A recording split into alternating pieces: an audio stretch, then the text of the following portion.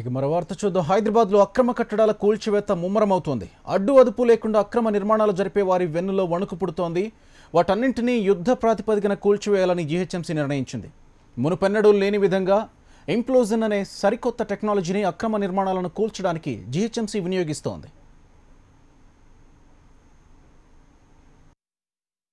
Structure డిజైన్ను బట్టి స్ట్రెంత్ను బట్టి బీమ్స్ కాలమ్స్లో హోల్స్ వేసి అందులో ఎక్స్ప్లోజివ్స్ డిలే డెటోనేటర్స్ పెట్టి దీన్ని ఒక డిలేస్తో అంటే మిల్లీ సెకండ్ డిలేస్తో ఈ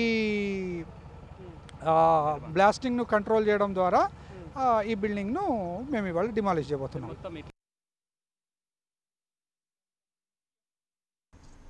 మాదాపూర్లోని గుట్టల బేగంపేటలోని సైట్ కాలనీలో ఓ 5 అంతస్తుల భవనాన్ని ఇవాళ ఇలాగే కూల్చేస్తున్నారు. భవనం ఓనర్ జగన్మోహన్ రెడ్డిని ఆ నిర్మాణం తొలగించాల్సిందిగా కొన్నేళ్ల క్రితమే జీహెచ్ఎంసీ సూచించింది.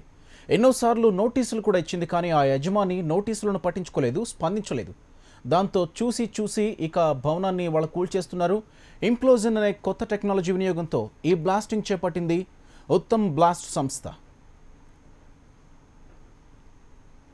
భారీ భవనాలను కుప్పకూల్చడానికి ఉద్దేశించిన ఈ టెక్నాలజీ వల్ల చాలా తక్కువ సమయంలోనే ఎలాంటి నష్టం లేకుండా నిర్మాణాలను తొలగించవచ్చు.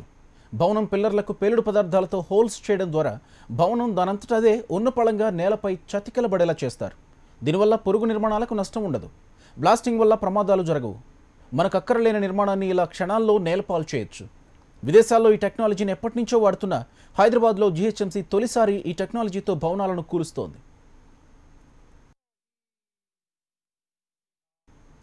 అక్రమ కట్టడాల కూల్చివేతలో జీహెచ్ఎంసీ ప్లాన్ విఫలమైంది. 15 మీటర్లు ఉన్న బిల్డింగ్ పూర్తి స్థాయిలో కూలలేదు. పూర్తి స్థాయిలో కూలిపోకుండా మధ్యలోనే బిల్డింగ్ ఆగిపోయింది. పైలట్ ప్రాజెక్టుగా మొదలుపెట్టిన ఈ కూల్చివేతలో విఫలం కావడంపై మేయర్ అసంతృప్తి వ్యక్తం చేశారు.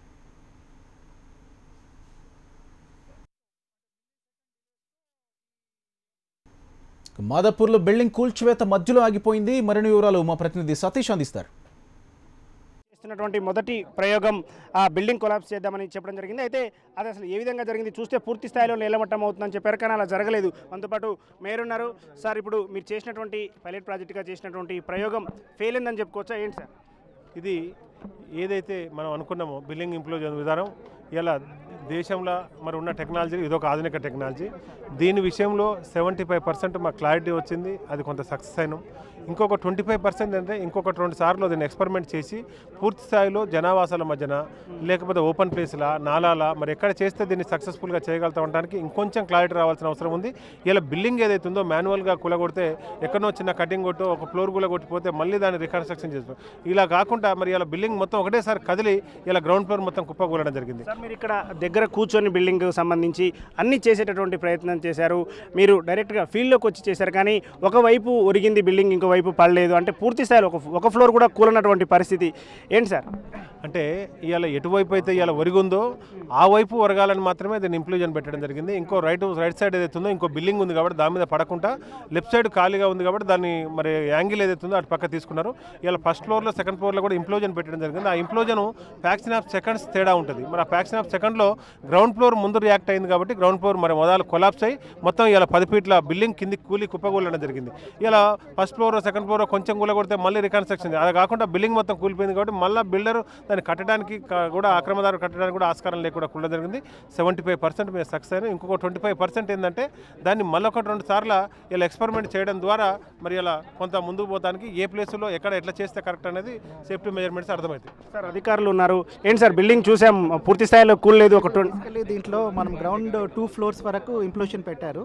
So first floor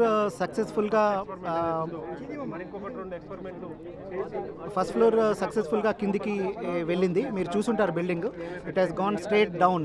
so basically implosion technology is that the building has to just collapse. So అది మనము ఒక 2 ఫ్లోర్స్ వరకు సక్సెస్ఫుల్గా కిందికి వెళ్ళింది. బట్ టాప్ ఫ్లోర్స్ కూడా కంటిన్యూస్గా అలానే వెళ్ళాలి.